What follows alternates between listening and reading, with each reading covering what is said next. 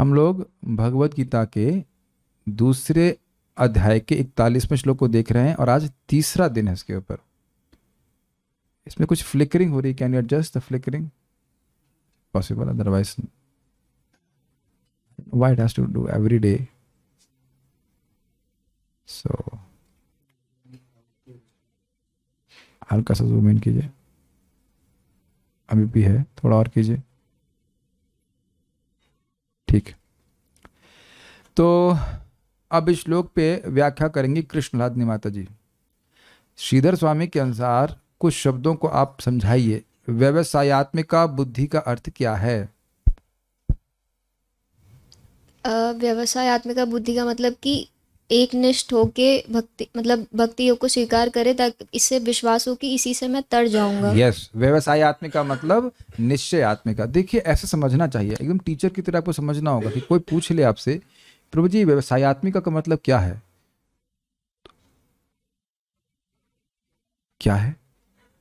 तो ऐसे पढ़ाना होगा तो समझा, पूछेगा ना टीचर को कि प्रभु जी व्यवसाय, माता जी ये बताइए व्यवसायत्मिका मतलब क्या? व्यवसाय, व्यवसाय का मतलब बिजनेस, बिजनेस में जिसकी मति बिजनेस में लगी हुई है, एक निष्ठ लगी हुई है, वही इसका अर्थ है। तो कौन से बिजनेस? सही बात है, व्यवसाय मतलब बिजनेस, कौन सा बिजनेस? वैसे लोग बिजनेस में एकदम निश्चयात्मक होते हैं, नहीं इसमें करना ही करना है, उसी तरह व्यवसायत्मिका मतलब निश्चयात्मिका। क्या निश्चय? अभी आप फिर से बताइए क्या निश्चय? निश्चय यह है कि अब मैं भक्ति करूंगा तो इसी से तर जाऊंगा। बस भक्ति करके मैं तर जाऊंगा। प्रभुपाद इसको अपने तात्पर्य में एकदम फोकस करेंगे। Is it okay? और कैसी बुद्धि? एक भाई जगत से तरना है और तरने का एकमात्र उपाय है भगवान की भक्ति। यहाँ पे दोबारा यहाँ पे रहकर भोग भोगना यह निश्चय नहीं है। क्लियर हो गया पहली लाइन?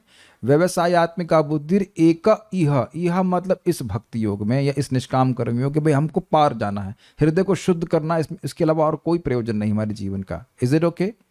ठीक है, नेक्स्ट।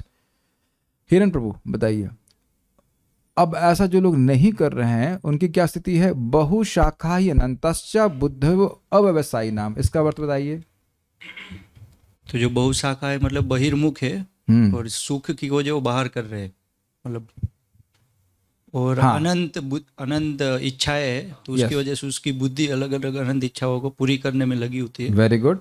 तो इसलिए वो, और उस इच्छा के भी बहुत सारी शाखाएं हैं। हाँ, पुत्र चाहिए तो अब उसमें बहुत सारे वेरिएशन चाहिए, काला पीला नीला जो भी है। खाना चाहिए तो 1000 तरह की उसमें इच्छा है। स्वर्ग में भी बहुत सारे पोस्ट हैं, स्वर्ग केवल एक नहीं, स्वर्ग में भी बहुत सारी व्यवस्थाएं हैं, बहुत सारे ग्रह हैं, बहुत सारी सुविधाएं हैं। ये चाहिए, वो चाहिए, चाहिए ये वाला चाहिए, अच्छा इसमें ये एड ऑन भी दे देंगे, हाँ इसके लिए ये कीजिए। आपने देखा है कोई वस्तु, कोई प्रोडक्ट बेची जाती है, अच्छा सर ये तो ठीक है, ये इसमें अगर आप 5000 रुपये और जोड़ देंगे तो यह भी मिल जाएगा। ऐसा होता है? आपने देखा है कभी?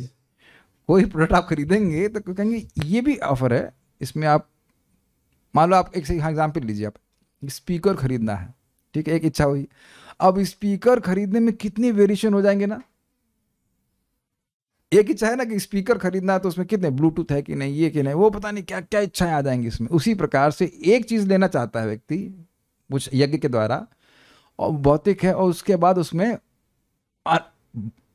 ऐसी भौतिक इच्छाएं बहुत सी अनंत हैं, और उन इच्छाओं के बहुत सारे भेद हैं। यानी कि आप समझ गए इंटेंगलमेंट। क्या ये भक्तों को दिख रहा है? इंटेंगलमेंट, एक इच्छा और उसका इसमें बहुत सारी इच्छा में उलझता चला जाएगा और भगवान के पास नहीं पहुंच पाएगा, उसका हृदय शुद्ध नहीं हो पाएगा। ये सब बताया गया। अब आप ये देख रहे हैं कि उसको सुनने से कुछ हे और उपादेय की बुद्धि का निर्माण हो रहा है। हे मतलब निकृष्ट और उपादेय मतलब स्वीकार करने वाली, अच्छी मानने वाली। तो क्या अच्छा लग रहा है हिरण प्रभु, क्या अच्छा लग रहा है इसमें? इस श्लोक में कौन सा भाग आपको अच्छा लग रहा है? किसको आप उपादेय मानेंगे? भक्ति करके ही तर जाएंगे। बस ये है, देख रहे हैं, ये बहुत इंपॉर्टेंट है। देखिए भगवत गीता और शास्त्र आपको डांट नहीं रहा है, विवेक का निर्माण कर रहा है। क्या आप लोग अनुभव कर रहे हैं इस बात को? विवेक जागृत करो, विवेक जागृत करो। आज ही भी अभी मैं सच्चिदानंद महाराज का प्रवचन सुन रहा था, तो बता रहे थे कि भक्ति में आने से पहले भी वो समझ गए थे कि इस भौतिकता के जंजाल से वो सुखी नहीं हो रहे हैं। ये जो भोग की प्लानिंग है या जो हमसे परिवार वाले एक्सपेक्ट कर रहे हैं, जो कुछ भी, उससे मैं सुखी नहीं हो रहा हूँ। बस वो बोल रहे थे हमको ये पता नहीं था कि हम इससे बाहर कैसे निकलेंगे। इससे पहले हम आगे इस श्लोक में जाएं, बहुत सुंदर बात आप सीखिए। वो महाराज जी चैतन्य चरितामृत का ही वर्णन कर रहे थे, है ना। भगवत गीता भी इसी उद्देश्य से कि जीव को विद्या से बाहर निकाला जाए। और वहां महाप्रभु से पूछा जा रहा है, कुलिन ग्राम वासी पूछ रहे हैं, रामानंद बसु करके भक्त हैं, तो वो पूछ रहे हैं कि हम लोग गृहस्थी में हम लोग कैसे हमारा उद्धार होगा। तो महाप्रभु कह रहे हैं बड़ा स्पष्ट, आप रोज भगवान का नाम उच्चारण करें और जब समय मिले तो वैष्णवों की सेवा करें। और नाम के प्रभाव को बड़े सुंदर से समझा रहे हैं। देखिए, पहला तो ये है कि संसार का नाश हो जाएगा, ये साइड इफेक्ट है। उसके बाद चित्ते आकर्षीय किया, चित्त को आकर्षित करता है कृष्ण की तरफ और अंत में कृष्ण प्रेम देता है। समझ में आया? 3 बेनिफिट बताइए। संसार का मोचन, संसार से मुक्ति, उसके बाद कृष्ण की तरफ हृदय का आकर्षण, और तीसरा है भगवत प्रेम। अब आप ये देखेंगे इसका अर्थ क्या है। इसका अर्थ आप प्रैक्टिकल अनुभव कर सकते हैं कि हम भगवान का नाम उच्चारण करने से कितनी भौतिक विषय आसक्ति अपने आप समाप्त होगी और पता भी नहीं चलता कि कहाँ चलेगी। दिख रहा है कि नहीं? बहुत अच्छी बात महाराज समझा रहे थे। फिर आप ये देख रहे हो कि भगवान की बात सुनना अच्छा लगता है, भगवान से इतर बात सुनने में कठिनाई महसूस होती है कि हमें क्यों सुनना पड़ रहा है। तो आप देख रहे हैं कि चित्त का आकर्षण भगवान की तरफ है। क्या मेरे जूम डिवोटीज भी बात को समझ पा रहे हैं? यस। क्या प्रमाण है कि आप स्वेच्छा से आ रहे हैं? एक वक्त बोले, एक दिन मैं बीमार था, क्लास नहीं हुई गीता की, तो बोल रहे थे अभी मैं क्या करूं? बड़ी फनी। 10 से 11 में मैं अब क्या करूं? एक आदत सी बन गई, कथा तो सुनना है, गीता तो पढ़ना है। क्या हम इस प्रकार के थे बताइए? जब हम भक्ति में नहीं आए थे कभी सोचते थे कि 10 बजे गीता पढ़ेंगे, गीता पढ़ना है। देखिए, किसी भी मेडिसिन पे श्रद्धा होती है, किसी प्रोसेस पे श्रद्धा होती है, जब आप उसे करते हैं उसके प्रारंभिक रिजल्ट्स आपको दिखने लगते हैं। Do you agree? क्योंकि सब चीजें मिस्टेकल हैं कि नहीं?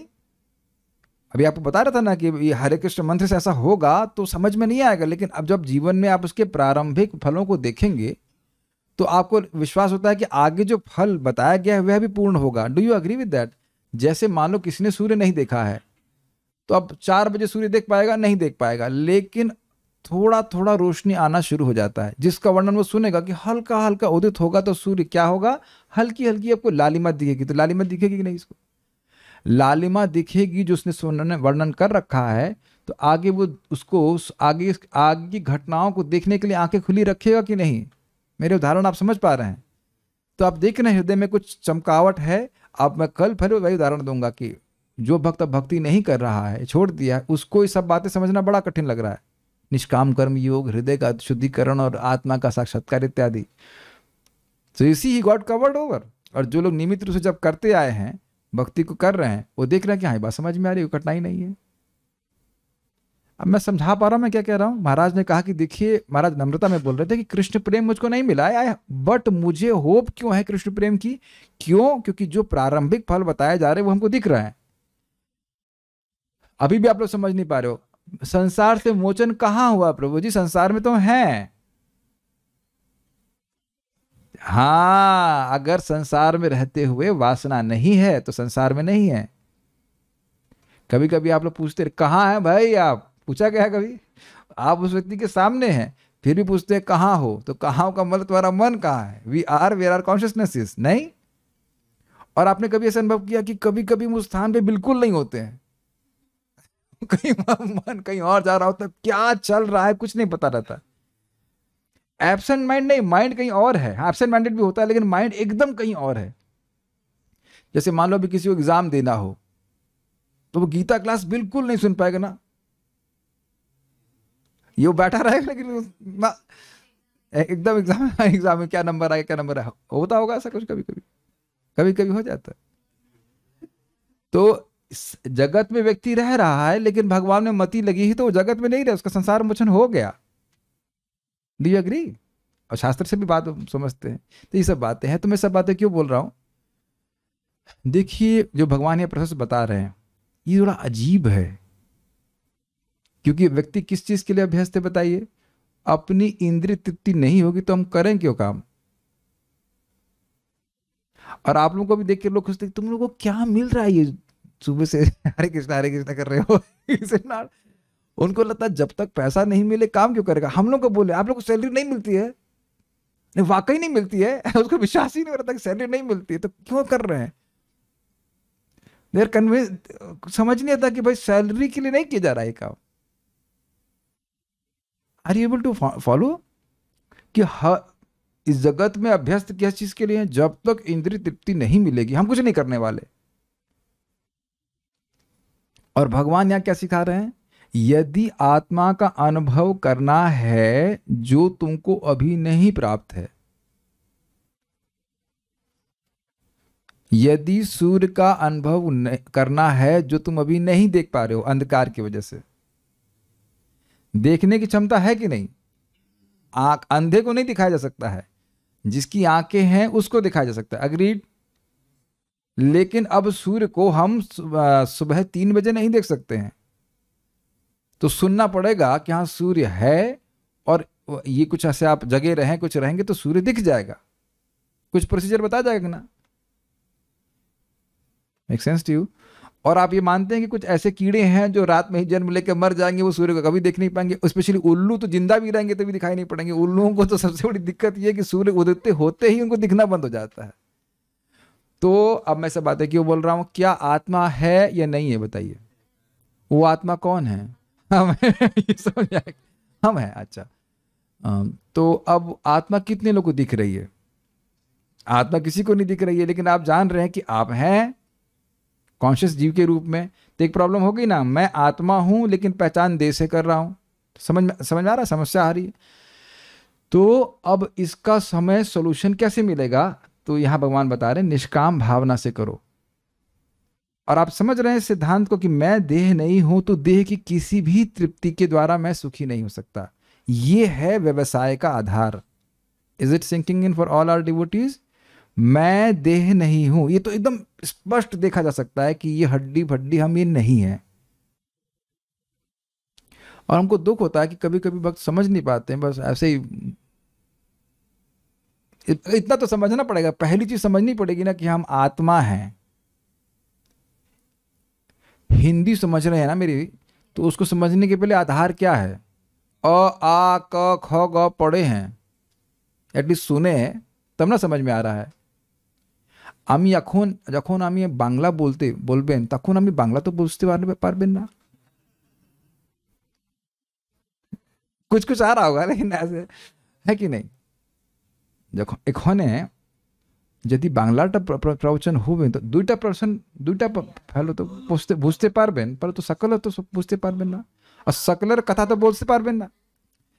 अब कुछ कुछ बात आप लोग समझ रहे हो कि हिंदी से मिलती जुलती है, लेकिन आप जिसको बिल्कुल नहीं, जैसे मान लीजिए छोटू प्रभु को इंग्लिश आती है, now if you start speaking in English, then what will you understand Bhagavad Gita? Is it not? Bhagavad Gita is anyhow difficult to understand, and now you don't understand the language at all, then how you can understand Bhagavad Gita? And Chhotu Prabhu is a very good devotee, इतना समझ में आ गया होगा। लेकिन yes बोला, समझ में आ गया। तो आप समझ रहे हैं कि भाई भाषा तो कुछ समझ में आना चाहिए ना, तब तो ये बात क्यों आ गई यहाँ पे, कहाँ से आ गई? हाँ, ये बात नहीं, उल्लू की बात नहीं कर रहे हम, भारत क ख की बात कर रहे थे। बेसिक ही नहीं पता है कि आत्मा कौन है, तो आत्मा को जानने का प्रयास व्यक्ति कैसे करेगा? Make sense? तो आप इस श्लोक में देख पा रहे हैं, पहला वाले व्यक्ति का व्यवसाय का आधार क्या है कि मैं आत्मा हूं, तो मैं तर जाऊंगा। तो तरने की बात व्यक्ति तभी सोचेगा जब वो समझेगा कि वो आत्मा है, देह से पृथक है, और देह की कोई भी तृप्ति मुझे संतुष्ट नहीं कर सकती है, इसलिए उनको प्राप्त करने का कोई भी साधन मैं स्वीकार नहीं करूंगा। इसीलिए वह उसकी बुद्धि बहुशाखा नहीं होती। ये श्लोक बहुत डीप है, ये मैं आज छोड़ूंगा नहीं, यही बात बताऊंगा, टीका में बाद में जाएंगे, यही टिकिए पहले इस बात को। मैं आत्मा हूं, ये भगवान ने, हम सभी लोग आत्मा हैं, शाश्वत हैं, ये श्लोक क्रमांक 12 से 30 तक समझा रहे थे ना। लेकिन भगवान के सामने भी दिक्कत यही आ गई कि टीचर स्टूडेंट समझ नहीं रहा है कि नहीं, स्टूडेंट को दिक्कत हो रही, नहीं समझ नहीं आ रहा। तो भगवान समझ गए कि भाई समझ में नहीं आ रहा है, तो इतना तो समझ में आ रहा है कि तुम आत्मा हो। हाँ ये तो है, कैसे समझ में आ रहा है भाई, ये समझाइए। हिरण प्रभु, आप कैसे प्रमाणित कर सकते कि आप आत्मा हैं? क्योंकि मैं देख रहा हूँ, बोल रहा हूँ। यस, क्योंकि मैं हूं, यू कैन नॉट डिनाई। और ये कैमरा नहीं समझ सकता है कि वो है, इस पर खूब चर्चा करेगा कि नहीं। मैं हूं, मैं कॉन्शियस व्यक्ति हूं। इससे आप अपने आप को इस देह से पृथक देखने की क्षमता को डेवलप करेंगे। ये दिमाग में घुसाना पड़ेगा हमको, क्योंकि माया बारंबार हमको अलग बात कन्विंस कर रही, नहीं तुम क्या हो, तुम मन हो, तुम देह हो या बुद्धि हो, इत्यादि इत्यादि। Do you agree? और उसकी क्लास कब शुरू होती? जैसे गीता क्लास समाप्त, उसके बाद नेक्स्ट क्लास किसकी है? माया की क्लास शुरू हो जाएगी तुरंत। तुम देह हो, देखो ये हो जाएगा, वो हो जाएगा, ये हो जाएगा, वो हो जाएगा। जबकि भगवान क्या बोल रहे हैं? नात्वे हवा हम जातु नासम न त्वम नेमे जनाधिपा न चैव न भविष्यामः सर्वे वयमतः परम। चिंता क्यों कर रहे हैं? लेकिन आप देखिए, जैसे गीता क्लास शुरू समाप्त होगी, तुरंत नेक्स्ट जो है माया के जो बैचेस लगते रहते हैं, एक की बात है कि नहीं? ये बात मेरे माय डिवोटीज प्लीज समझने का प्रयास किए। व्यवसायत्मिका बुद्धि कब होगी? अब हम जूम डिवोटी से पूछते हैं, सुरभि माता जी ये बताइए कि व्यवसायत्मिका बुद्धि कब होगी? उसका आधार क्या है? जब मुझे पता होगा कि मैं आत्मा हूँ और मेरा शरीर से संबंध नहीं है, और शरीर से संबंधित कोई भी बात मुझको संतुष्ट नहीं कर सकती, तो उसके लिए साधन नहीं करेगा। ये हम आज टीका नहीं पढ़ेंगे। आज पहले ये समझ लीजिए कि ये चीज आपको अगर नहीं समझ में आई तो टीका बिल्कुल नहीं समझ में आएगी। We have to understand this premise बोलते क्या बोलते, एकदम एक चीज एकदम मतलब ग्राउंड लेवल क्लियर होना चाहिए कि हम हैं कौन। जब ये निर्धारित होगा और फिर देखेंगे ये हमारा गोल है, उसके अनुसार व्यक्ति साधन स्वीकार करता है। तो निष्काम कर्म योग क्यों स्वीकार करेगा? जूही माता जी बताइए, निष्काम कर्म व्यक्ति क्यों स्वीकार करेगा? माइक पे ये प्रश्न, पहले प्रश्न बताइए, क्या पूछा मैंने? निष्काम कर्म योग क्यों करे? क्यों करेगा ये नहीं पूछ रहा हूं, कैसे करेगा, क्यों करेगा बताइए। आत्मा के साक्षात्कार के लिए। यस, और वो कब आत्म साक्षात्कार के लिए वो क्यों उत्सुक होगा? भगवान प्रसन्न। ओके ठीक है, लेकिन अनिश प्रो बताइए, this has to be very clear, then only we can go forward. बोलिए। वो समझेगा कि वो कौन है। यस, आगे आगे बताइए। वो जब मानेगा कि वो मतलब कि आत्मा है, तो उसके साक्षात्कार करने के लिए खोज करेगा क्या रास्ता है। और आत्मा का स्वरूप क्या है जरा बताइए? सच्चित आनंद। सच्चिद और आनंद, शाश्वत, ज्ञानमय और आनंदमय। और हमारा शरीर कैसा है? अशाश्वत, अचित और आनंद और निरानंद। कुछ दिक्कत नहीं लगेगी। अच्छा, एक फिर उदाहरण से आप समझिए कि मान लीजिए बाहर बहुत गर्मी है, तो एसी लगवाया है ना आप लोग, जिसके पास भी एसी लगाते हैं ना, क्यों लगाया? कृष्ण लादनी माता जी बताएंगे। हमको समझ नहीं आ रहा कि एसी क्यों लगा रहे हैं। हाँ बताएंगे। इसका उत्तर तो हाँ बताइए। चिल रहने के लिए। चिल रहने के लिए। और मान लीजिए उस गर्मी को ही वो अच्छा मान रहा है, तब एसी लगाएगा? बताइए, माइक पे बता दीजिए बार। बिल्कुल नहीं, बिल्कुल नहीं। अब समझ में आ गया। तो जब अब हम लोग हैं ऐसे, मनुष्यों के बारे में बोला गया इतने रजगुणी हैं कि दुखेशु सुख मानिना, दुख में ही सुख मान रहा है, तो वो गर्मी में ही चिल है। उसको हीट दी जा रही 3 ताप, और उसी को बोल बोल के खुश उतारे। तुम क्या बोल रहे हो? तुम क्या बोल रहे हो? तुम्हारे जितनी सैलरी है ना, उतना तो हमारी बीमारी का बिल है। तो आप बड़े भाग्यवान हैं। ऐसा बोलते हैं कि नहीं? बोलते 50, हमारा तो लाख रुपया अभी बाईपास करवाया हमने, ये करवाया। इसमें कोई प्राउड होने की बात है? ये हमारी स्थिति है। कभी आपने देखा ना कि भैया हम मेहनत करते हैं, सुबह से शाम 12 घंटे काम करते हैं, तब ये परिवार चल रहा है। बोलते कि नहीं? तो अरे भैया, तो आप गधे की तरह काम कर रहे हो। तो ये आपकी मूर्खता है। मनुष्य जीवन इसके लिए नहीं बना है। आप देख रहे हैं कि जो दुख है उसी को सुख मान के बैठे हुए हैं। तो अब बताइए, क्या ऐसे लोगों की बुद्धि बहुशाखा ही अनंताश्चा होगी कि नहीं होगी? जेल से बाहर निकलने की सोच ही नहीं रहे। और जो व्यक्ति जेल से बाहर निकलना चाहता है, उसकी बुद्धि कैसी होगी? एक निष्ठा होगी। कोई कहे कि मान लीजिए, सोचिए, मान लीजिए हम वाकई जेल में, जो कि हैं जेल में हो, और जेल से आज निकलने का रास्ता आपको मालूम चल गया, और कहे अरे भैया आज पिज्जा बना है जेल में। Who cares? समझ पा रहे हैं मेरी बात? कि आज पिज्जा बना है, ये बना है, वो बना है। भैया बाहर निकलो यहाँ से। तो ये देख रहे हैं कि भगवान सूत्र दे रहे हैं कि अगर सूत्र क्या है, बारंबार हमें क्यों जन्म लेना पड़ रहा है? वेरी गुड, वासना के द्वारा। और ऐसे कर्म करोगे जो तुम्हारी वासना पे आधारित हैं, उसकी पूर्ति करोगे तो फिर क्या होगी? और वासना बढ़ जाएगी। Make sense? और जब वो वासना बढ़ जाएगी तो फिर क्या होगा? एक और जन्म मिलेगा और फिर उसमें हम फंस जाएंगे। एक और बात ध्यान रखिएगा कि जो व्यक्ति इंद्रिय तृप्ति में पड़ा हुआ है, तो इंद्रिय तृप्ति का स्वरूप ही है कि उसके आत्म स्वरूप को भुला देने वाली है। मैं फिर से रिपीट कर रहा हूं, बड़ी गंभीर बातें हैं। भोग का स्वरूप ही है कि हमको और अंधकार में डाल देती है और हम भूल जाते हैं कि हम आत्मा है। ये सब लोग डाइजेस्ट कर पा रहे हैं on zoom? I am looking at you also. ये देखिए, चीज रियलाइज होनी चाहिए। अगर कोई गीता क्लास में आता है, कुछ समय के लिए चमकता है ना कि हम आत्मा है, हम कहाँ फंसे हुए फालतू के कार्यों में। और देखिए, जैसे ही भौतिक वार्ता शुरू कर दीजिए, तुरंत फिर आने लगता है ना, मैं तो इस परिवार का हूं, मुझे तो ये करना है। और वो सारे कर्तव्य बहुत अधिक महत्वपूर्ण दिखते हैं। देखिए, जो बात बोली जा रही है वो अगर आप अनुभव करेंगे तो तुरंत श्रद्धा हो जाती है, हाँ ये तो सही बोल रहे हैं। आपने कभी देखा है कोई वैद्य कुछ आपको बताता है और आप कहते हैं हाँ हाँ हाँ ऐसा तो मेरे संग हुआ है, तो आपको विश्वास होता है कि नहीं? Is it not? हाँ ये सही तो बोल रहे हैं। वो नाड़ी देख रहे हैं और नाड़ी देखकर जान रहे हैं समस्या है, और समस्या बोलने लगते हैं। आपके पेट कुछ दुखता है? हाँ पेट तो दुखता है, ऐसे करके। सर दर्द होता है? हाँ सर दर्द हो रहा है। तो आपको विश्वास होने लगता है कि नहीं?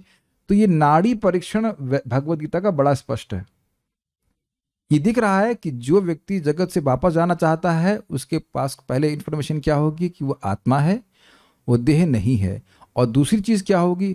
वो समझेगा कि मैं यद्यपि देह नहीं हूं, लेकिन देह से व्यतिरिक्त, देह से अलग अपनी आत्मा की अनुभूति भी मैं नहीं कर रहा हूं। जो आत्मा का आनंद है वह मैं नहीं कर रहा हूं। मुझे अभी भी बाहर के वस्तुओं से आनंद इंपोर्ट करना पड़ रहा है। This is a better way of understanding. जैसे भारत में हरित क्रांति क्यों हो रही थी? क्योंकि भारत सरकार ने की गई थी। भारत सरकार ने देखा कि हमको अनाज बाहर से लेना पड़ रहा है, यहां अनाज की कुछ कमी है, ऐसा वो सोच रहे थे जो भी ने किया हो। तो हम आत्मा के रूप में सेल्फ सेटिस्फाइड होने चाहिए हैं स्वरूपतः, क्योंकि आत्मा आनंदमय है। लेकिन इस समय हम उस आनंद को नहीं अनुभव कर रहे हैं, नहीं करे ना। तो उसकी प्राप्ति के लिए व्यक्ति कुछ करेगा, सोचेगा कि हमें करना चाहिए। ये उस ज्ञान का फायदा है जो भगवान ने बताया था अभी इससे पहले, श्लोक क्रमांक 12 से 30 तक में, कि तुम आत्मा हो। और फिर व्यक्ति सोचेगा कि मैं क्या साधन करूंगा, तो उसको बता रहे हैं निष्काम कर्म का योग करो, ऑब्लिक भक्ति योग करो। निष्काम कर्म योग स्टेपिंग स्टोन है। और जो इस प्रकार की आत्मा के ज्ञान से भी शून्य है, उनके अंदर कभी इस प्रकार का निश्चय आने वाला है? तो कहते हैं ना, उनका तो अव्यवसायी नाम है, अर्थात उनका निश्चय नहीं होगा। उनकी बुद्धि बहुशाखा होगी, अनंत होगी, और अनंत होगी और बहुशाखा होगी। अनंत प्रकार की बुद्धि होगी, अनंत योजनाएं होंगी भोग करने की, और उसके बाद उस एक इच्छा में बहुत सारी इच्छाएं होंगी। हम लोग, अगर आपकी परमिशन हो तो थोड़ा सा और पढ़ लें। Is it okay? अब मेरे ख्याल से श्लोक की पकड़ बन गई। देखिए, एक बार श्लोक ठीक से समझ में आता है तो टीका समझने में कोई कठिनाई नहीं होनी चाहिए। गुड। कहाँ गए गीता भूषण? ये चेन क्या है? चेन के द्वारा लिंक सूचित किया जा रहा है। ठीक है, पिछले श्लोक से लिंक। हाँ ओके।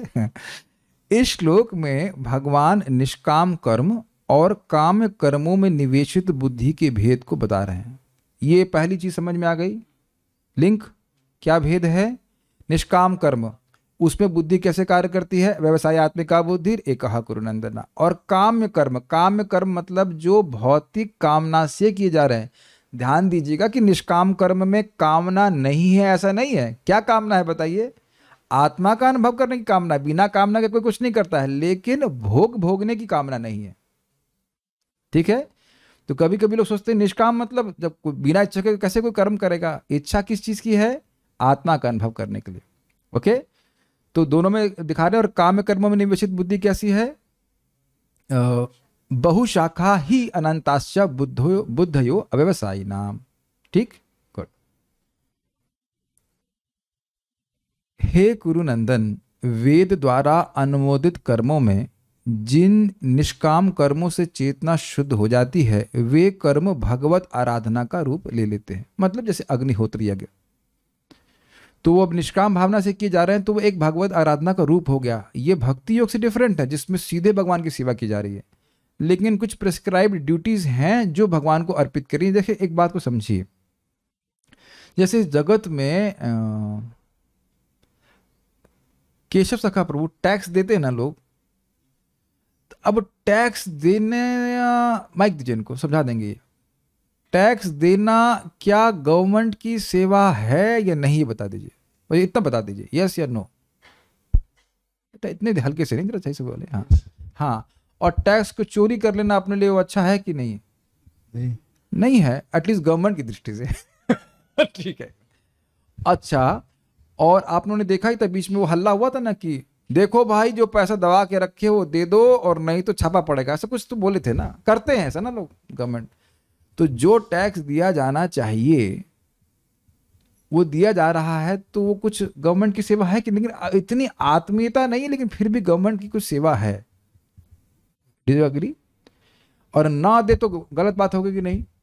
तो उसी तरह से एक उदाहरण दे रहा हूं, उसी प्रकार से ये यज्ञ आदि किए जा रहे हैं, इससे भगवत प्रेम नहीं मिलता है, माइक ऑफ कर दीजिए, लेकिन भगवान का कनेक्शन जीवन में है। जैसे कि वो व्यक्ति सोच रहा है कि मैंने कोई बिजनेस किया, कुछ भी किया है, वह सरकार के संरक्षण में किया है कि नहीं, उनकी सुविधाओं को लेकर किया है, तो ये तो गलत बात है कि हम टैक्स ना दें। एक सिंपल सा उदाहरण दे रहा हूं मैं, एकदम मोटा मोटा से ना, ग्रॉस उदाहरण दे रहे हैं। तो कुछ यहाँ पे आप देखिए, निष्काम कर्म योगी के जीवन में भगवान का महत्व है कि नहीं? कर्म किया गया, अग्निहोत्र यज्ञ किए गए और उसको ओम तत्सत भगवान को अर्पित कर दिया गया है। वो भक्ति योग की तरह भगवान की लीला कथा का श्रवण कीर्तन नहीं है। मैं फिर से रिपीट कर रहा हूं, क्षत्रिय के कर्म, ब्राह्मण के कर्म या वैश्य या शूद्र के कर्म, अब भगवान का श्रवण कीर्तन नहीं है, लीला श्रवण कीर्तन नहीं हो रहा है, भक्ति योग नहीं है वो, लेकिन निष्काम भावना है, तो इससे सतोगुण की वृद्धि होगी कि हमको इससे जो प्राप्त होने वाले भौतिक लाभ हैं वो हमको नहीं चाहिए, स्वर्ग हमको नहीं चाहिए, या इस भौतिक जगत में यश हमको नहीं चाहिए। ये बात क्लियर हुई? जब इस जगत में भोग की प्राप्ति के लिए कोई कर्म किया जाता है तो वो होता है राजसिक कर्म। Is it okay? तृष्णा संज्ञेन, तृष्णा के संग किया जाता है, ये मिल जाए वो मिल जाए, इसे कहते हैं राजसिक। तो कर्म करने की प्रवृत्ति है, लेकिन कर्म किस भावना से किया जा रहा है? कर्म कर रहे हैं और ये इसका फल भगवान को अर्पित हो, ये यज्ञ कर रहे हैं इससे भगवान सुखी हो जाए, भगवान सुखी हो जाए या भगवान को अर्पित है, ये अर्थ। तो इससे भगवान सुखी होते हैं, तो एक प्रकार की भगवत आराधना है, लेकिन ये भक्ति योग नहीं है। कुछ स्टेपिंग स्टोन है कि हाँ भगवान की महत्ता को, भगवान की सबऑर्डिनेशन को व्यक्ति स्वीकार कर रहा है। क्या सब समझ पाए इस बात को? ओके। अगर आपको कुछ पूछना हो तो आप हैंड रेज कर सकते हैं, और कुछ फिर आपको मैं अलाउ करूंगा पूछने के लिए। हैंड मतलब मैं जूम के डिवोटीज को बोल रहा हूँ, आप लोग तो स्वतंत्र हैं, पूछ लेंगे। अच्छा, तो ये क्यों भगवत आराधना का रूप ले लेते हैं? क्योंकि इसमें बुद्धि इस सत्य में दृढ़ हो जाती है कि निष्काम कर्मों में निहित ज्ञान से व्यक्ति आत्मा का साक्षात्कार कर पाएगा, जैसे कमल अपने जड़ से उत्पन्न होता है। ऐसी बुद्धि का, ये थोड़ा समझने का प्रयास कीजिए। अब देखते हैं, कमल कीचड़ से उत्पन्न होता है, जड़ कह लीजिए स्रोत, जड़ का मतलब स्रोत, वहां से उत्पन्न होता है। तो ये थोड़ा समझने का प्रयास कीजिए, हो क्या रहा है। निष्काम कर्म में कर्म वही किए जा रहे हैं, ठीक है। जो क्षत्रिय है वो युद्ध कर रहा है, मेक सेंस, लेकिन अब वो निष्काम भावना से कर रहा है कि अर्थात हृदय को शुद्ध करने के लिए कर रहा है, तो उस कर्म को करने से ही जो जड़ है वो तो कीचड़ जैसी है, कर्म कीचड़ की तरह है, कर्म फंसाने वाला है। लेकिन वह कर्म जब निष्काम भावना से कर रहा है तो उसी कर्म को करने से दिव्य ज्ञान, आत्मज्ञान रूपी कमल उदित होने लगता है। मैं एक उदाहरण आपको दूंगा एक जो काफी रेलेवेंट है इसमें। अब इसको भक्ति योग कहिए, कुछ भी कहिए, लेकिन डायरेक्ट भक्ति तो नहीं है, इतनी संग सिद्धा भक्ति कही जाएगा। ये गोविंदा रेस्टोरेंट के मैनेजमेंट परम पूज्य कदम कानन महाराज कर रहे थे। वो खुद ही बोल रहे थे, कह रहे थे कि हमने खूब जम के बड़े अच्छे से निष्ठा से किया, तो कुछ सालों के बाद वो खुद ही बता रहे थे कि मैं चैतन्य चरितामृत को पीने लग गया। तो क्या चैतन्य चरितामृत पहले नहीं थी? लेकिन आप देखेंगे कि जैसे हर एक के जीवन में रहता है, एक यंग अवस्था में रजगुण बहुत रहता है, तो अब बैठकर केवल आप श्रीमद् भागवतम या चैतन्य चरितामृत में संतुष्ट नहीं रह सकते हैं, तो वो कार्य में लगाया जाता है। और तो मैं उसको निष्काम कर्म योग नहीं कह रहा हूँ, गोविंद रसरण चलाना अब एक ये नहीं कह जा रहा हूँ, लेकिन कुछ एक मान लीजिए किसी की बिजनेस की प्रवृत्ति है, कुछ है, तो वो इस प्रकार से लगता है और निष्काम भावना से किया जा रहा है कि मैं ऐसे प्यूरिफाइड हो जाऊं, शुद्ध हो जाऊं, तो फिर वह भगवान की आराधना का स्वरूप ले पाता है। कुछ मैं समझा पा रहा हूं मैं क्या कह रहा हूं? प्रभुपाद जी कई बार बोले कि भाई देखो, आप सब जानते हो हरे कृष्ण मंत्र अनंत शक्ति वाला है, भागवतम सुनने की इच्छा से ही अब भगवान हृदय में आ जाते कि नहीं? तो अब बताइए, उसके अलावा कुछ करने की जरूरत है अपने को शुद्धि प्राप्त करने के लिए? लेकिन हम बहुत सारी चीजें क्यों करनी पड़ती? क्योंकि हम ये सब चीजें केवल दिन भर नहीं कर सकते। मैं ये नहीं कह रहा हूं कि कोई नहीं कर सकता, मैं नहीं कर सकता अब दिन भर और कुछ ना काम करें। अब ऐसा भी है कि हम जब करना ही नहीं चाहते हैं या गीता सुनना ही नहीं चाहते हैं, दिन भर तो नहीं कर सकते। भागवत में लिखा है सुबह सुनना चाहिए और दिन भर सुनना चाहिए भागवत। तो कुछ लोग जो हैं उसको सुनकर के बड़े खुश होंगे, कुछ लगेंगे बहुत डरे, तो बहुत लंबा दिक्कत है, पूरा दिन भागवत हम कैसे सुन सकते हैं? आप दोनों की चेतना के अंतर को देख रहे हैं, तो आप देख रहे हैं कि कर्म करने की प्रवृत्ति है, लेकिन शुद्धिकरण तब होगा जब इस अंडरस्टैंडिंग से करें कि देखिए मैं आत्मा हूं और आत्मा का अनुभव भी नहीं कर पा रहा हूं, लेकिन इन कर्मों का प्रयोजन है कि मैं आत्मा का अनुभव कर पाऊं। ये बात देखिए, अगर नहीं समझेंगे तो शुद्धिकरण नहीं होगा। जब महाराज उस सेवा को कर रहे थे तो उनको पता था कि गोविंद रेस्टोरेंट क्यों चला रहे हैं। This is of utmost importance. क्यों कर रहे हैं उससे बहुत बड़ा अंतर आ रहा है। ये आप लोग देख पा रहे हैं कि नहीं? मैं बहुत स्लो जाऊंगा, चाहे टीका पूरी कर पाए नहीं कर पाए, मैं पूरा करना उद्देश्य नहीं है। क्या आप सब लोग इस बात को समझ रहे हो? जूम पे भी क्या कार्य कर रहे हो वो महत्वपूर्ण नहीं है, उसे क्यों कर रहे हैं वो बहुत महत्वपूर्ण है। वही युद्ध करना था, भगवान युद्ध करने के लिए बोले ना। कल एक भक्त बोल रहे थे कि भगवान गीता में क्रोध ना करने के लिए बोल रहे हैं, तो क्या युद्ध क्या प्रेम से होता है? भगवान ही बोले ना युद्धाय कृत निश्चय। तो अर्जुन क्या कहते हैं जब युद्ध हो रहा था? हाँ दुर्योधन जी आइए बैठिए, स्वागतम, आतिष्ठा, बैठिए, स्वागत है, चाय लेंगे। क्या ऐसा युद्ध होता है? और हनुमान जी क्रोध किए कि नहीं बताइए? लेकिन क्रोध क्यों किए उसका अंतर है।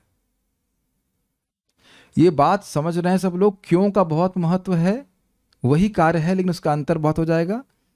तो कह रहे हैं कि वही कर्म कर रहा है लेकिन उससे आत्मज्ञान उत्पन्न हो जाता है। और अब बड़ा रुचिकर एक और आगे भी आप शब्द आएगा, ऐसे कहते हैं ये निष्काम कर्म ज्ञान गर्भा होता है। ये बड़ा अच्छा शब्द है, ज्ञान गर्भा। कहते हैं जैसे कोई स्त्री गर्भवती है तो अब उसका बच्चा तुरंत नहीं दिखता है, लेकिन कालांतर में बच्चा प्रकट हो जाता है। उसी प्रकार से कोई निष्काम कर्म योग कर रहा है तो कह रहे अरे ये तो वही युद्ध कर रहे हैं, इससे कैसे आत्मज्ञान हो जाएगा? परम पूज्य राधा गोविंद महाराज समझा रहे थे तो कह रहे थे कई लोग कहते हैं ये गीता बेच रहे हैं, ये तो सब कर्म है। बाहर के लोग कहते हैं कि गीता बेच रहे हो, तुम गीता का बिजनेस कर रहे हो, इज इट नॉट? गीता का बिजनेस कर रहे हो, गीता बेच रहे हो, ऐसा करते हैं। वो सोच रहे हैं कि यह तो एक भौतिकतावादी कर्म है, लेकिन आप देख रहे हैं कि भगवत गीता का जो आप वितरण कर रहे हैं वह भगवान को प्रसन्न करने के लिए कर रहे हैं। तो वो इंटेंशन नहीं चेक कर पा रहा कि नहीं? आप लोग समझ रहे हैं इस बात को? और उसका प्रभाव बिल्कुल अलग है। अगर उसी को पूछ लिया जाए कि कभी तुमको ये इतनी सी किताब 100 रुपये या 120 रुपये मिली है कि नहीं? छोटी छोटी पतली पतली किताब 1000-2000 रुपये तक की बांटते हो। और इतना मूल्यवान ग्रंथ जिससे मुक्ति सहज रूप से प्राप्त हो जाए, किसी को 60 रुपये में मिल रही है, तो कैसे बिजनेस कहा जाएगा? एक बार गौरांग प्रभु को ये व्यक्ति बोला अरे ये तो फ्री में दी जानी चाहिए तो बोले हाँ फ्री में ही है, बॉम्बे में बांट रहे थे। कह रहे थे कि देखो ये गीता कहाँ बोली गई? कुरुक्षेत्र। तो कह रहे वहां से यहाँ तक का पोस्टल चार्ज लिया जा रहा है आपसे कह रहे वहां से 100 रुपये, हाँ 100 रुपये चल रहा है 1 किलो का जो भी, तो क्या वहां से 100 पोस्टल चार्ज लीजिए, ज्ञान तो फ्री ही है। तो लोगों की ऐसी कलियुग में बुद्धि जड़ है, बाकी कचरा इकट्ठा करेंगे उसके लिए 1000 रुपये खर्च करते कि नहीं, लेकिन भगवत गीता के लिए 100-150 रुपये भी नहीं देना चाहते, जो कि जीवन भर एक ही एडिशन रहेगा। वही पिता बाबा भी पढ़ेगा, वही पिताजी पढ़ेंगे और वही दादी साहब सब वही पढ़ेंगे। याद आ रहा है जब आप 5वीं में पढ़ते थे तो कुछ पुस्तकें रख लेते थे कि जो छोटा भाई वो पढ़ेगा, लेकिन वो लोग किताब चेंज कर देते थे। क्यों? ताकि उन्हें किताब बेच दी। तो वो लोग बिजनेस कर रहे हैं, भगवत गीता का बिजनेस नहीं किया जा रहा।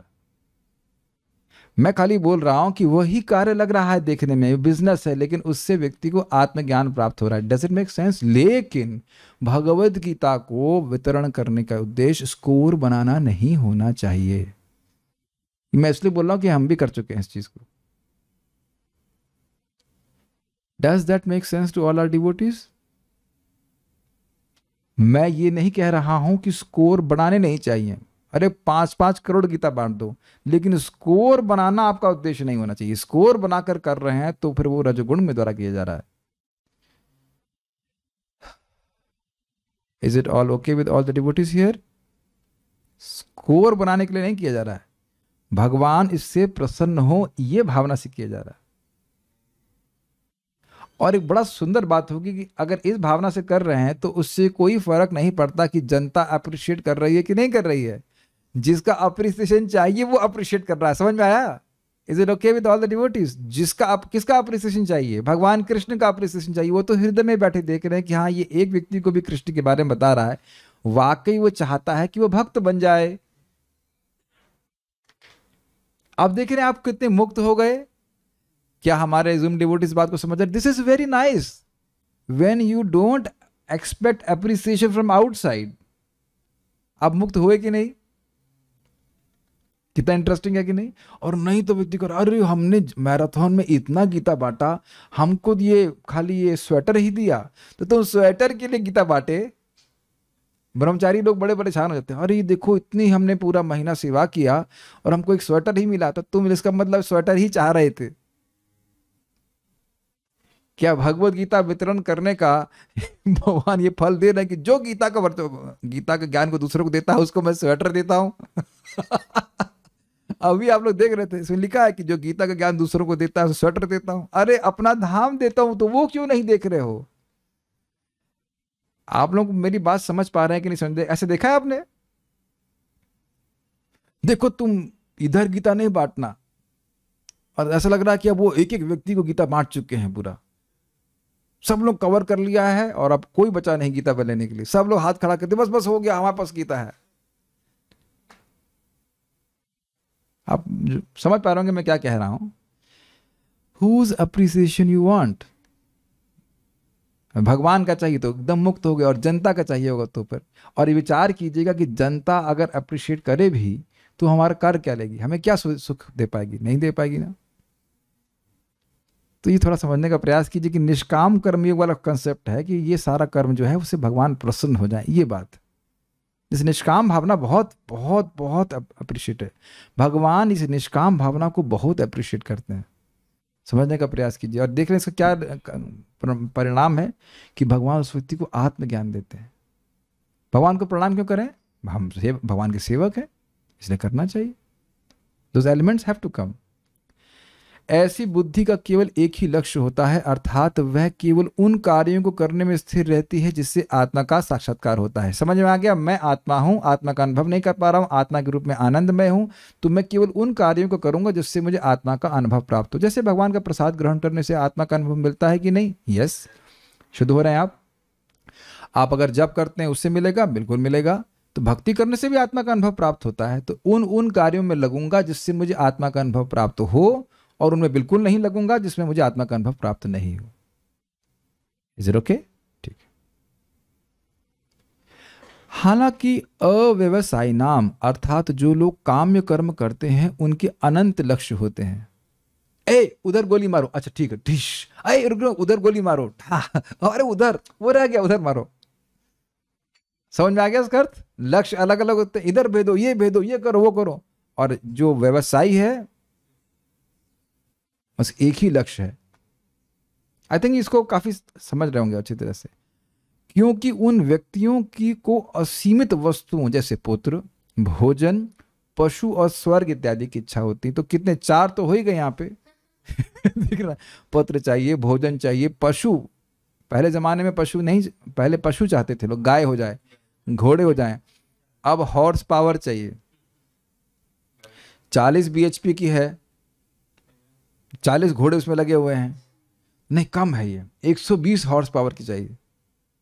मैं समझता हूँ कि दुबे जी तो समझ ही रहे होंगे, अमेरिका में तो बहुत हॉर्स चाहिए, इतना हॉर्स एक भी लगा नहीं रहता, एक से एक गाड़ियाँ, हम लोग कल्पना नहीं कर सकते। वो उसको बोलते हैं गैस गजलर्स, मतलब इतना ज़्यादा वो पेट्रोल पीती हैं, बिल्कुल पानी की तरह, और फिर भी लोग रखते हैं। पोर्श, और क्या मैं नाम भी नहीं लेना चाहता, पोर्श बोलते हैं ना, क्या बोलते हैं, पॉर्श और अभी मर्सिडीज बेंज इत्यादि इत्यादि जो भी है। और है क्या, लोहे का डिब्बा ही तो है, ये नहीं लिखते। मर्सिडीज बेंज लोहे का डिब्बा, ये नहीं लिखेंगे। पोर्श लोहे का डिब्बा, ये नहीं बोलेंगे।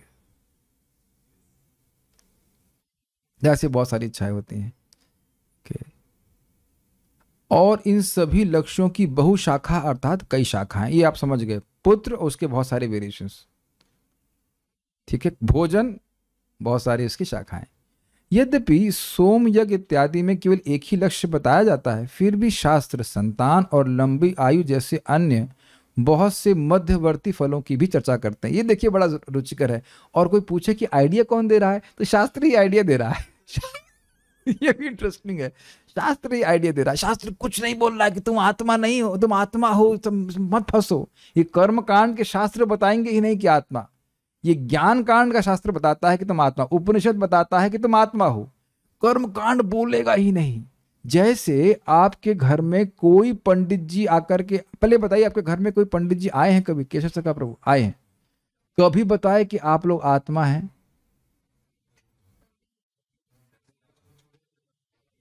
छोटे में थे तब बता रहे थे कि आप आत्मा हैं?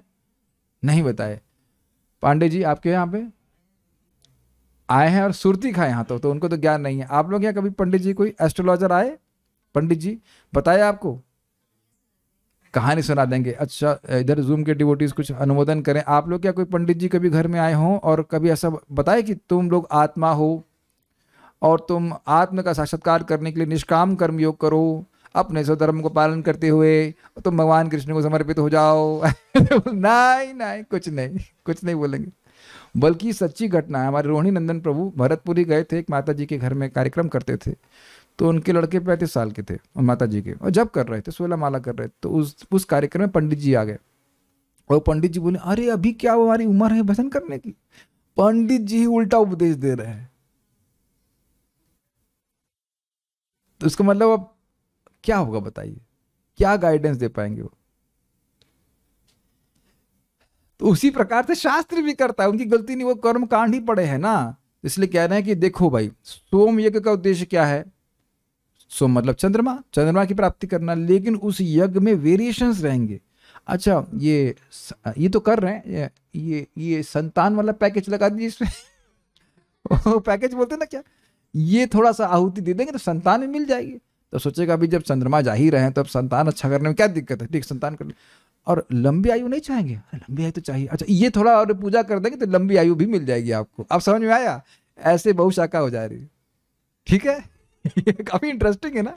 यस, ऐसा ही होता है। कभी किसी एस्ट्रोलॉजर को बोलिए कि तो ये बड़ी समस्या है, उसके बाद ये कर लीजिए। अच्छा, ये भी एक समस्या है तो उसके लिए वो कर लीजिए, और वह भी एक समस्या है तो यह भी कर लीजिए, इत्यादि इत्यादि। ऐसे उनकी स्टाइल रहता है। तो कर्मकांड ऐसे व्यक्ति को भ्रमित कर देता है, और एक बार भी नहीं बोलेगा तुम आत्मा हो, ठीक है।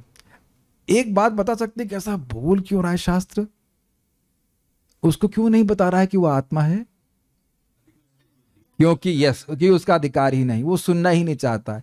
तो ये सब बातें करके धीरे धीरे करके शास्त्र में विश्वास होगा, वो शुद्ध होगा। और शुद्ध होगा मतलब क्या, वो कर रहा है लेकिन वो बोर हो जाएगा करते करते, क्योंकि भोग तो संतुष्ट कर नहीं सकते हैं। ऐसा नहीं है कि पता ना हो कि भोग संतुष्ट नहीं कर सकते हैं तभी भोग असंतुष्ट करेंगे। फिर से रिपीट कर रहा हूं, ऐसा नहीं है कि जिन लोगों को पता हो, जिनको पता नहीं है कि भोग व्यर्थ के हैं, भोग करना व्यर्थ है, तो वो उनको सुख मिल रहा है, वो भी असंतुष्ट हैं, लेकिन उनको पता नहीं इसके अलावा और भी कुछ कर सकते हैं क्या। मेरी बात समझ में आया? जो लोग केवल इंद्रिय तृप्ति में लगे हैं, अब ऐसा नहीं कि बेचारे अज्ञान में है तो वो लोग सुख प्राप्त कर रहे हैं। आप लोग बताओ ना, आप लोग पता नहीं आप लोग के ज़माने में हुआ करता था कि नहीं, हम लोग जब टीवी देखते थे तो 100 चैनल होते थे, और याद है कि छुट्टी बिताना बड़ा मुश्किल होता था। और आप यहाँ देख रहे हैं कि समय नहीं मिल रहा है। बोर होने का समय है भक्ति में, हाँ आपकी क्लास में तो हम होते ही हैं, और जब क्या बोले अब क्या है, लेकिन नहीं, आप देख रहे हैं बोर होने का समय नहीं है एकदम।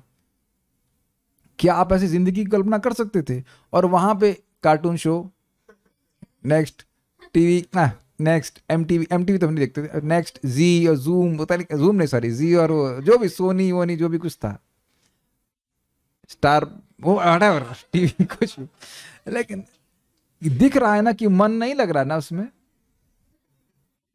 और आप देखिए भगवत गीता पढ़ करके कितने संतुष्टि मिलती है। हमको बोलना नहीं चाहिए था, कहीं लोगों को आइडिया लग जाएगा इस करने का, लेकिन इट्स जस्ट बोरिंग। कोई सीरियल आप एक बार देख लीजिए, दोबारा देखने का मन नहीं करेगा।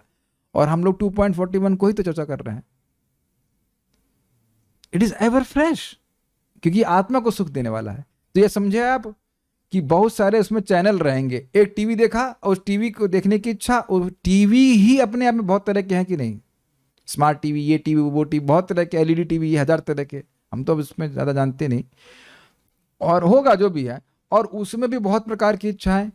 और अब आप यहाँ देखो, हमारे भी क्लासरूम में टीवी है, लेकिन एक ही प्रयोजन है कि इसमें श्लोक दिखाना है। बाकी जो उसके पीछे है क्षमता, उसमें कहीं किसी की कोई मति नहीं गई ना, बोलो नहीं गई, हाँ नहीं गई, बिल्कुल नहीं, कभी मन में नहीं आता। टीवी है, उसका उपयोग करेंगे, बस वो श्लोक दिख रहा है, हाँ श्लोक ठीक नहीं दिख रहा है तो कोई मतलब नहीं टीवी से।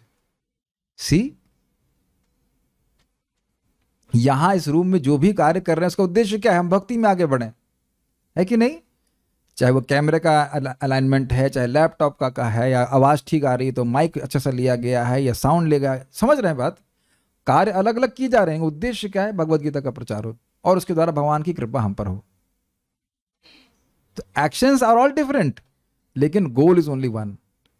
और यहाँ पे क्या है, क्रियाएं भी बहुत सारी हैं और उनके उद्देश्य भी अलग अलग प्रकार के हैं। ठीक है, तो शास्त्र ये बता रहा है कि ये भी पैकेज ले लीजिए, वो भी पैकेज करो, पैकेज करते करते आपका ही पैकेज बन जाएगा। ये बात होती है। काम कर्म करने में शरीर से भिन्न आत्मा के ज्ञान का कोई संबंध नहीं है। उसको नहीं बताते कि वह आत्मा है, क्योंकि काम कर्म में लगे हुए व्यक्ति के लिए आत्मा में ऐसा विश्वास होना असंभव है। समझ में आ गया? उसकी चेतना दूषित है तो वो समझ ही नहीं पाएगा कि वो आत्मा है। बहुत लोगों को आप बताइए कि तुम आत्मा हो क्या, उसको वो धारण ही नहीं कर पाएगा। एक बार हम अपनी दादी को समझा रहे थे, जिनकी आत्मा चली गई, कि भाई आत्मा है, आप शरीर हैं, नहीं है, नहीं सॉरी बुआ जी को समझा रहे थे। बड़ी रंजो हो गई वो, अरे हम आत्मा है, इसका मतलब हम तो कुछ है ही नहीं, हमने तो कुछ है ही नहीं। हमने कहा भाई हम ये तो ना कह रहे कि आप कुछ नहीं हो, जो नहीं हो उसको तो समझने का प्रयास करो। ये तो मैंने नहीं कहा कि आप नहीं हो। रियली आप कभी देखना, समझाने का प्रयास करो कि आप आत्मा हो, आप शरीर नहीं हो। एकदम समझ में आता नहीं, एकदम गुस्सा हो जाएगा व्यक्ति। ये स्थिति है। तो कुछ साल बीत गए, तब वो कुछ आई थी ऑफिस में, 10-5 मिनट बाद सुनी, फिर भी धारण नहीं कर पाए। अभी उसी में मरे पड़े, देख रहे हैं कि दादी चली गई, उसी में बिजनेस में ये ले लेंगे, ये ले लो, वो पी लो, ये धर लो। दिख रहा है सब लोगों को। यहाँ प्रभुपाद जी के बात पर हम कल चर्चा करेंगे। तो आपने क्या सीख लिया? आप बातें समझ में आ गई कि भाई वो व्यवसायित्मा का बुद्धि किसकी होती है, अव्यवसायी लोगों की बुद्धि इस प्रकार की नहीं होती, like that. So this is a very interesting shloka. So now कमल का एग्जाम्पल, हाँ ये मैं समझ गया था, शायद नहीं समझ पाए। देखिए कमल उगता है कीचड़ में। हाँ एक मिनट, मैं अब चैट को ओपन कर सकता हूँ अगर किसी को प्रश्न करना। वैसे अगर किसी को प्रश्न करना है तो आप हैंड रेस कर दीजिएगा, वही ठीक है, क्योंकि हम सादर दंडवत प्रणाम भी नहीं लेना चाहते। हाँ तो देखिए कमल का एग्जाम्पल नहीं समझ में आया। कमल कहाँ उगता है? कीचड़ में उगता है। और कमल बहुत सुंदर वस्तु है। कमल और कीचड़ में बहुत अंतर है कि नहीं? तो कीचड़ क्या है? कीचड़ का दलदल समझते हैं, दलदल फंसाने वाला। तो दलदल वो बेसिकली गंदा। तो जो कर्म मार्ग है व्यक्ति को जगत में फंसा देता है, दलदल की तरह। ये देख रहे हैं दलदल, एक इच्छा उसका और इच्छा और उसका इच्छा, वो जितना करने का प्रयास कर रहा है वो और फंस रहा है। देखा है दलदल में ही कहा। तो अब ये कीचड़ दलदल में उगता है। तो अभी सॉरी क्षमा कीजिएगा, तो ये कर्म का कीचड़ है, ये क्यों करें? और आप देख रहे हैं कि अर्जुन को डर लग रहा था कि हम इसमें पाप में बंध जाएंगे, फंस जाएंगे। सबने देखा था ये बात प्रथम अध्याय में। तो कह रहे हैं ना, तुमको पाप नहीं लगेगा अगर तुम आत्म साक्षात्कार के लिए इस युद्ध को करोगे। ये तुमको कीचड़ लग रहा है। बल्कि बोले भी थे कि हमारे हाथ उनके खून से, उनके रक्त से रंजित रहेंगे। नहीं, हमारे भोग जो हम गुरुओं को मारेंगे, उसके बाद जो राज आदि प्राप्त होगा, उससे हमारे भोग उनके खून से रंजित रहेंगे। याद आ रहा है आप लोगों को ये बात? तो मतलब उसको टच नहीं करना चाहिए, समझ रहे हैं ना? कीचड़ को आपको टच नहीं करना चाहते हैं, लेकिन कहते हैं नहीं, ये कीचड़ नहीं है, कर्म कर रहा है, उससे बंधन नहीं लगेगा, अपितु आत्मज्ञान रूपी कमल उत्पन्न होगा। Is it all okay? आप समझ पाए? Sarvi Mata ji, you have want to say something, you can unmute. Yes please, बोलिए। प्रभु जी, अगर वो दलदल जो है वो एक्चुअली में क्या है? मतलब वो कर्म। अभी आप देखिए ना, क्षत्रिय का कर्म है ना, मारो वो काटो। अब मारने काटने से ये आत्मज्ञान कैसे प्राप्त हो जाएगा? Make sense? तो ये निष्काम कर्म है। निष्काम कर्म तब होगा जब आत्म साक्षात्कार के लिए वह क्षत्रिय का धर्म करेगा। देखिए, क्षत्रिय का धर्म वो अगर स्वधर्म करता है कामिक इच्छा से, तो स्वर्ग आदि प्राप्त होगा। समझने का प्रयास कीजिए। उदाहरण दिया गया था कि ब्राह्मण लोग वेद पढ़ने से, यज्ञ आदि करने से उन भगवान का अनुभव करना चाहते हैं, तो ये ब्राह्मण का कर्तव्य हुआ कि नहीं? और क्षत्रिय का क्या कर्तव्य है? ऑब्वियसली यज्ञ वह भी करते हैं, लेकिन क्षत्रिय का कर्तव्य यह भी है कि युद्धे च अपलायनम, गीता में बोलता है युद्ध में क्षत्रिय पीठ नहीं दिखा सकता है, तो ये उसका कर्तव्य है। कृषि गोरक्ष वाणिज्यम। अब देखिए, अभी समझिए, एक वैश्य का क्या कर्तव्य है? कृषि करना, गोरक्षा करना और वाणिज्य। तो अब ये तीन चीज किस लिए करता है व्यक्ति? बताइए, आप ही बताइए Sarvi Mata ji, you can unmute and tell me. कृषि गोरक्ष वाणिज्यम किस लिए करेगा व्यक्ति? बताइए। क्योंकि वो उसका मतलब कर्म है, मतलब प्रेस्क्राइब्ड कर्म है। प्रेस्क्राइब कर्म तो है, लेकिन प्राय लोग किस लिए करेंगे कृषि गोरक्ष वाणिज्यम? बिजनेस, अपने काम के लिए। यस, धन प्राप्ति करने के लिए।